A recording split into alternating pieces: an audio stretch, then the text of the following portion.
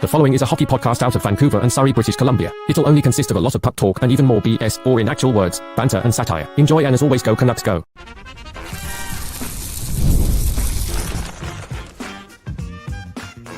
You're Locked On Canucks, your daily podcast on the Vancouver Canucks, part of the Locked On Podcast Network, your team every day. Yo, what's up? How's it going? Welcome to another episode of Locked On Canucks. My name's Kyle Bowen, and one love to the Don't Doze Art Lab for giving us the space to give you the West Coast bias, and one love to Canucks management for giving us the hybrid retool, the first one of its kind. As a fan of a sports team, I love when my executives, my button pushers, my players, my puzzle piece moving motherfuckers. Okay, I appreciate when those guys become innovative. Okay, do things never done before. And as Patrick Allvin told Amazon Prime in the hockey world today in the rematch between him and Rick Tocchet, he just told the hockey world that we're doing things differently. Who needs a rebuild when you got Liam Ogren and you got something called the hybrid retool? The hybrid retool, man. Something else. Maybe Patrick Allvin was watching way too much Locked On Canucks, okay? Anyways, your Canucks just lost to the Philadelphia Flyers 5-2. Not going to lie, sort of stopped watching after being down 4-1. There's like 4 minutes left. The Flyers are just dominating all game. It was just something else. And then again, we're down 4-1. I see that, I get the news because I wasn't watching the whole broadcast through intermissions. I was washing the dishes. I heard that Allvin, again, said the word hybrid rebuild, and I started getting mad. I know, this is the same guy a couple days ago, doing the math, getting it right, telling you that, we're 4 points out of a playoff spot. We're 6 points out of the playoff spot. We got games in hand. We got this big matchup against the Flyers coming up. There's points to be had, okay? The race is on in this weak mid-NHL. And after guys keep quitting on the Vancouver Canucks, I'm just going to sit here and enjoy success and have these guys battle, fight. And if they pick up wins, I'm going to celebrate, okay, with 40-plus games left. That's just the way I'm wired. Until Allvin and Rutherford want to convince me that, rebuilding is legitimately at the top of the order when it comes to what they want to do, aka accumulate top-end talent. Like, if that's what they actually want to do, then go trade all these UFAs, go trade Demko, and then, my mind will completely shift towards, seeing who's playing for the Kingston Frontenac and the Rimouski Oceanic, okay? Then we'll start going to Harvard, me and Trevor on the Locked On Podcast Network budget. We'll go to Harvard and start watching some NCAA hockey, okay? But if there's 40 games left, and again, Demko's playing, and all of the NHL is mid, and you look at the Canucks schedule moving forward, and you're 6 points out of a playoff spot, I'm going to be chasing the other narrative because, again, there's a lot of games left. I'm 32 and a half years old, and it seems to be that these guys are trying to fight for points. And again, after people quit on them, I'm emotional. I'm going to cheer for that. Again, listening to me, I'm all over the place. But, I'm a fan. I think I'm allowed to be all over the place. Why? Because I can't afford therapy, and I cheer for the Canucks. 55 years of what exactly? Let me be the crazy one. But in the span of 8 to 9 days, the top of the brass, okay, in this organization, the people who speak the most on this team. And again, this is why I want Elias Pettersson to speak more. This is why I wanted more charisma and just positivity from the likes of Quinn Hughes, right? Because if they're not talking and they hate the media, then we got Rutherford, 76. How old is this guy? 76 years old, saying things. Then you got Patrick Allvin not making the biggest trade in Canucks history as a GM, saying what he wants to say, and it's all confusing. We've heard rebuild, retool, hybrid rebuild from Pierre LeBrun, and then we heard this retool is going to be kind of like a hybrid electric car, hybrid retool from Allvin today on Amazon Prime. And again, these guys are the only ones talking about the plan for the Vancouver Canucks. Elias Pettersson's not saying it. You know what I'm saying? Like, there's no plan. Again, that's the messaging. And I would I would just appreciate you allowing me to be the crazy one while you guys sound and act like you know what you're doing. But by the sounds of it, you guys are trying to do everything. This is sort of like the no plan plan. Again, now when I say sort of, you have to play devil's advocate, right? You have to go to the dark side and be a bit of a hypocrite. Yo, you look at this team. Look at the roster. Canucks should have lost 10-1 today, 10-2. Okay, for real. Philadelphia already that much better than the Canucks. The Canucks only missing Pettersson. Just look at the roster. This team traded Quinn Hughes 8 days ago. That is a rebuild first move. Look at the roster. Yeah, they still got to trade Sherwood and Kane and possibly Garland, who's playing like, he wants to play for Buffalo right now or wants to play with Gavin McKenna. It's one or the other with that guy right now. Where am I going with this?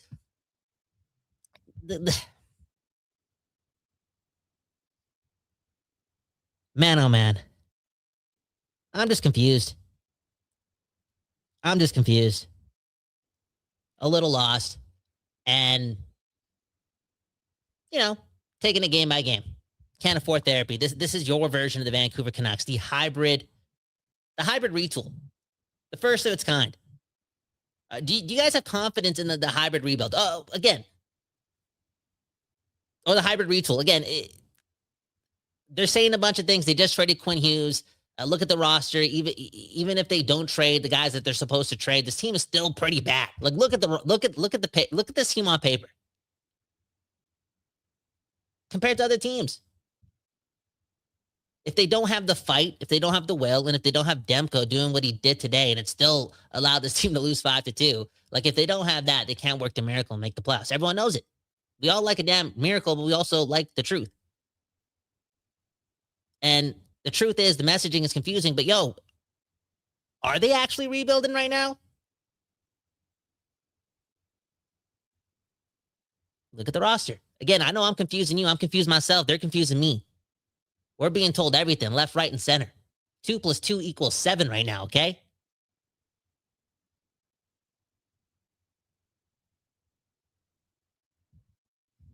And I guess there's like two truths to this, right? Again, they don't know what they're doing, but they could still, quote unquote, suck. That being said, Thatcher Demko does not suck. Thatcher Demko, that was so much fun to watch for the most part. Dude, just like everyone else, looked exhausted at points in the third period. Give credit to Rick Tocchet and company. Dude, they stepped on the throats of the Canucks in the third period. That was a mature effort right before the holidays. A team that's like 18-10 and something. So, again, a better team than us, and they showed it by far and away. A shout out to Max Sasson again. Our Assassin picks up his 8th of the year, if I'm correct. Garland finally does something, makes a beautiful play after, a great play from Tyler Myers. And yes, Sasson finds himself alone and does the rest, makes it look pretty, and just a guy that has more passion than some guys on this team. He's displayed that consistently throughout the season. I question post losing a leader like Quinn Hughes. Where's the heart and the passion from Brock Besser and Jake DeBrusk? Like, where's the embarrassment that this is all broken down? Like, where's the I've had enough of this, and not like that being an emotional thing away from the rink. Like, I've had enough of what's happening on the ice. Like, let me do something about it. Cause I'm a vet. This hurts. We just lost Miller. We just lost Hughes. Everyone's talking ish about me. You're an older player, and you're being outplayed by Max Sasson, Sasson, Linus Carlson consistently throughout the whole season from an effort standpoint. And right now you're even being outplayed by Evander Kane. So where's the leadership coming from? You know what I'm saying? Anywho, Max Sasson doing the most. And we didn't really talk about this because we've been not talking a lot about real life hockey recently on Locked On Canucks. You could blame us or you could blame the Canucks. Sasson, 2-year deal not too long ago. The extension, $1 million per. And that's a steal of a deal. You can't tell me it isn't. There's some finesse there. There's some gratefulness there, making the most of the moment.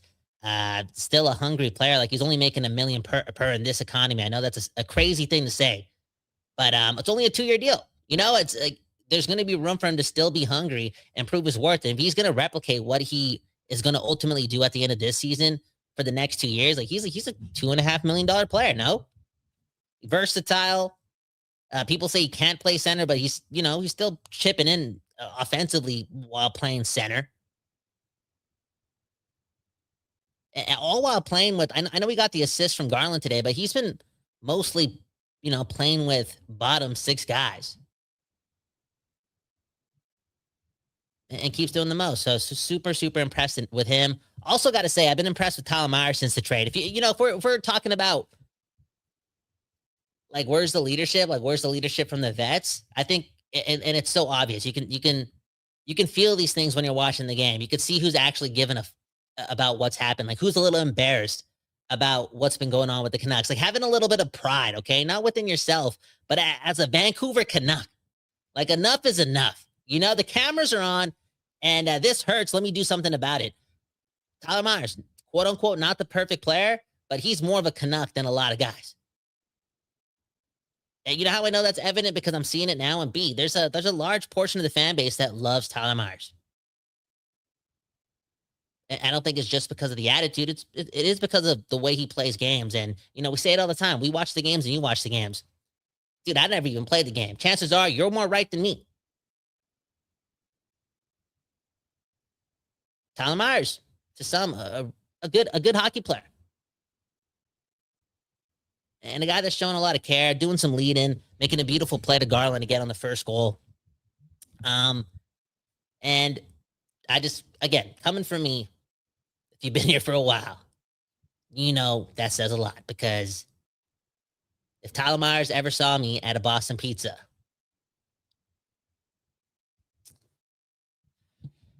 do the math, okay? That would end up somewhere. You know what? Merry Christmas, Tyler Myers. And thank you for being a Vancouver Canuck. Let's get to the other side. This might be a short episode because we got some music being made fairly soon. All in all, though, Canucks go 4-1 on this road trip, get their ass kicked today. And that's life. That's life, man. That's life when you're in a hybrid retool. And that's why today's episode is brought to you by the hybrid 1947 Lamborghini. Yeah.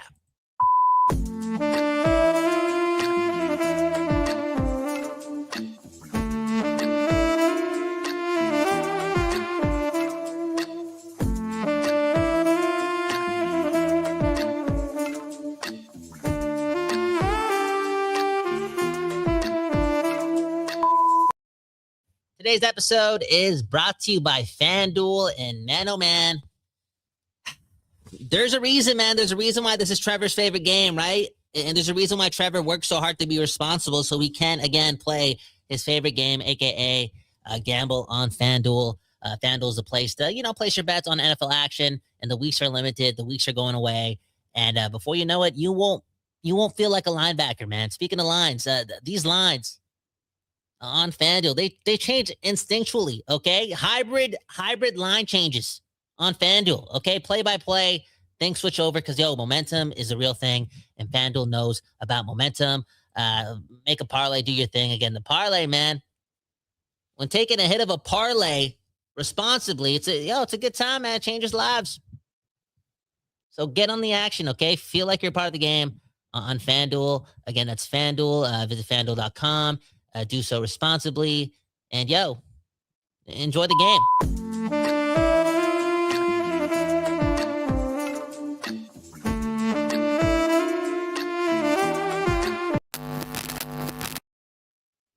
Today's episode is also brought to you by Gametime. Gametime is the place, right? Canucks tickets probably right now, $29.99, $40, who knows? I got to check it out. Again, the Canucks are mid, and the prices are mid. And, they can go from mid to low real quick, okay? The stocking stuffer, the last-minute stocking stuffer on Gametime, you could do that, right? It's the best place to get your last-minute tickets guaranteed. And, again, Christmas is in like 10 hours, if my math is correct. It's right around the corner. And, somebody probably needs tickets. And you could probably get tickets again for $20 American. And speaking of the price, when you use the app, they don't lie to you, man. They don't hit you with like a hidden fee right at the end. Well, whatever number you see right on like the pay ticket tracking page, that's the one you're paying, man, because Gametime, again, keeps it real. And the truth is, it's the best place. Yes, the best place to get your last minute tickets guaranteed. And right now, if you're a new customer, you could use code LOCKEDONNHL for $20 off your first purchase. Terms do apply. That's, again, code LOCKEDONNHL for $20 off your first purchase. Again, Gametime.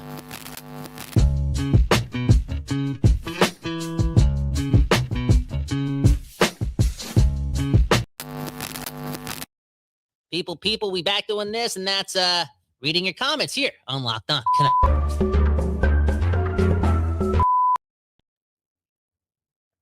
Cito saying plug-in hybrid. Okay, a relevant comment, because I think for the rest of the way, if you own a hybrid car company and you want to, work with Locked On Canucks, we'll give you a hybrid rate, okay, to get it done. It only makes sense. Next comment.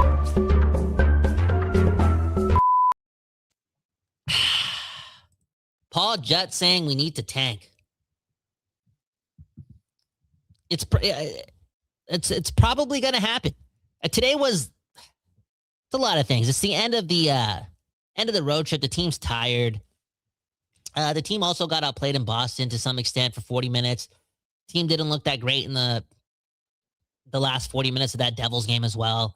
At the start of the road trip, like there's been moments where this team has looked like a really bad hockey team, and there they are getting really good goaltending, keeping them in the fight, allowing them to go 4-1 on this road trip. And I say that all to say, I don't think the tank is jeopardized with the people on the ice, but I wonder if the tank is jeopardized with the messaging from the top, and it's all been different. What if you could tell me what a hybrid retool is? If you could tell me what a hybrid retool is and when it's worked before, is that a hybrid rebuild or a hybrid retool? Hybrid RAV4? If you could tell me what one of those things is and how to get it done, I'll start believing that this could work for us. But until then, with the messaging from the top, I am just confused, and I don't know what's going to happen. Didn't the Aquilini's get like some new bank things going on, like working with another bank, and they're going to have more I don't know. I don't know how to read this type of math, but I just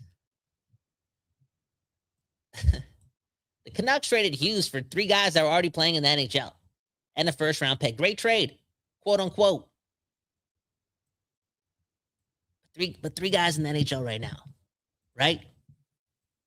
And now we're hearing it was a rebuild. Let's order the tanks from Amazon to hold up. We got, what is it, the ShamWow? What is the thing? I saw Ryan Henderson talk about this too on Donnie and Dally. The Flex Seal, right? It sounded like that right now. It's Christmas. Hey, maybe they're working for Flex Seal, okay? Anyways, next comment.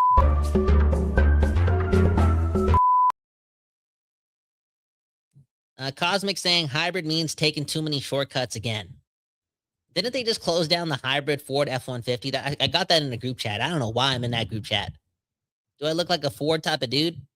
Next comment.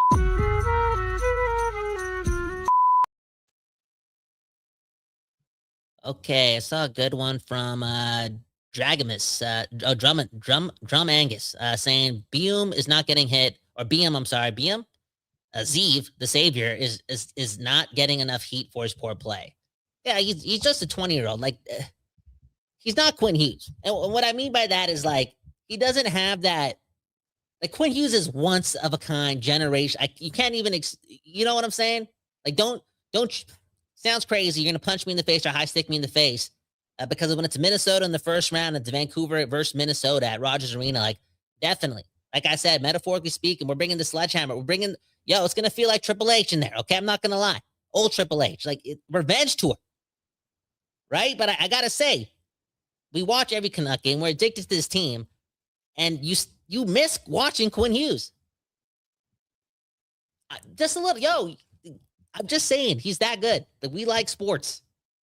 We love watching TSN top 10 highlight reel stuff, the honor roll, right? We love watching the top 50 plays of the year. Like, If the Vancouver Canucks were good at hockey over the last 7 years, like Quinn Hughes would be all over that map year in and year out, like just an incredible athlete. And I say that to say that like Quinn Hughes could have real bad games, but he would still be exceptional and look exceptional. Where with Z Bouillon, again, just turned 20 years old. There's going to be mistakes. There's going to be like curves in like his ability to generate momentum on his own, to play drive. It's going to go in and out. And you see the talent there. But again, he's no Quinn Hughes, and he's not playing on the best hockey team. Like, this is a hard environment for a 20-year-old to like really, really, really, really exceed it, you know? And again, he got traded to this team on a road trip. Like, he hasn't even seen Vancouver yet. He hasn't even tried the Tim Hortons in Fleetwood yet. You know what I'm saying? Or he hasn't tried a junior chicken from Fleetwood.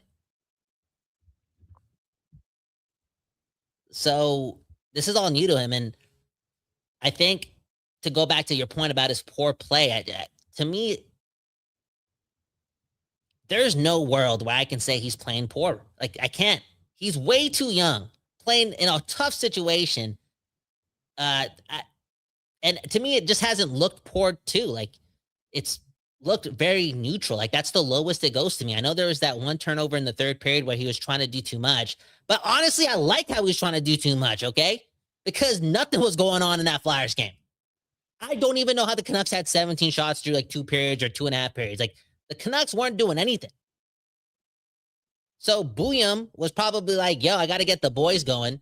And he tried and he failed. And it didn't ultimately burn us with the goals against, I think. But again, gave Philadelphia some momentum. And again, just allowed easier access for Philadelphia to like step on our throats. All in all, though, it still can't get me to say he's been poor. That's just me. In fact, again, I continue to be impressed with his ability to talk. And go. Can we just end on this note? If we just lost to Rick Tocchet, I know an episode all over the place, and had to do it because there's music that's got to be made. But we have to talk about it. Like, there's no way I can't do this episode just because I can't do a full one. We just lost to Rick Tocchet. Like, there is some poetry to all this. Like, we started the road trip clear of Quinn Hughes, and we lose a game to Rick Tocchet to end off the road trip, and we get smoked. Like, we got destroyed today. Destroyed. Demko was working miracles, so much so that, Philadelphia may try trading for Demko very soon.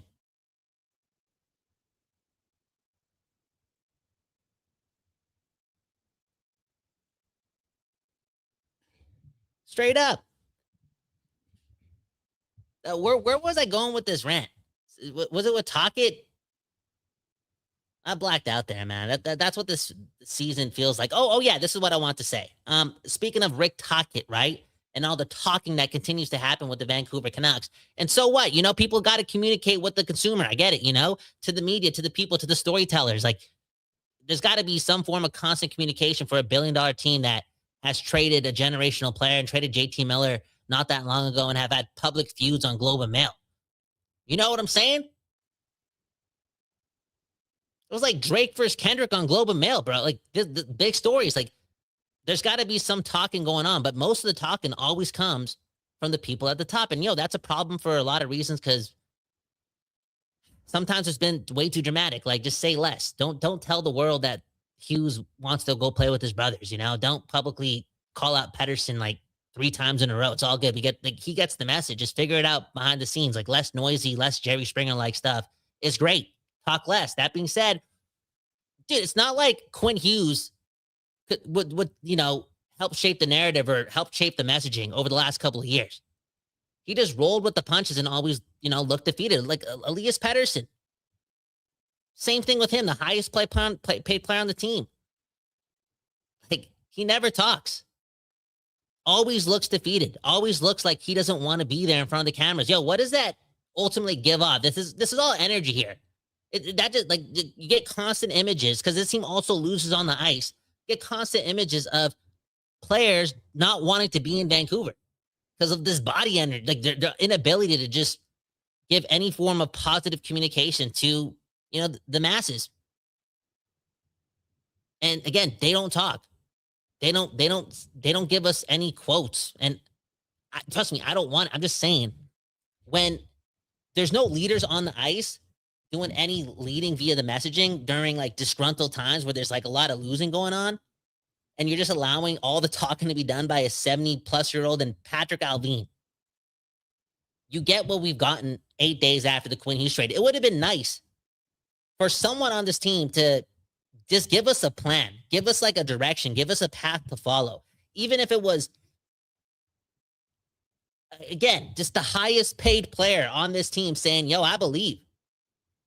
Post Quinn Hughes, like how could, I know you're injured, it's probably in your contract that you don't have to talk to the media when you're not playing games and whatnot, but the best player in franchise history, quote unquote, Quinn Hughes, at the age of 26, your friend for 7 years got traded from the team. We haven't heard from him. Like, no, nothing to latch onto. Like, there's the leadership, the communication, the energy. It's just always so confusing with this team. Always so confusing with this team. And if we only get it from the top, I don't know, man. It's just, it's I wouldn't say hard to handle because, again, 32 and a half years old, we're writing children's books. Like, this is just quote unquote, ironically, a child's game. But my relationship with this team will always be confusing until it isn't. Or again, more players on this team wearing the blue and green show confidence, show belief, show some pride, just smile. And going back to Z Bouillon, and I'm also going to say the same thing about Marco Rossi. It's nice. It's fresh. Like, these guys smiling a lot. Saying the right things. And even if it's cliche, like, just give us something. And sometimes we get absolutely nothing other than what comes from the mouths of Alvin and Rutherford. Like, that's coming from being and I know the Packers just suffered a crazy defeat over the weekend, but watching so much NFL and watching just like sports documentary after sports documentary after sports documentary, it's like things are so backwards here in Vancouver. Anyways, hit the links in the bio. Let's see if we win on Saturday. Happy holidays. Congratulations on going 4-1 on the road trip, showing some fight, showing some heart. One left at Thatcher Demko. And let's see how the season ends out, man. For real. Is it going to continue to be all over the place? Probably. Peace.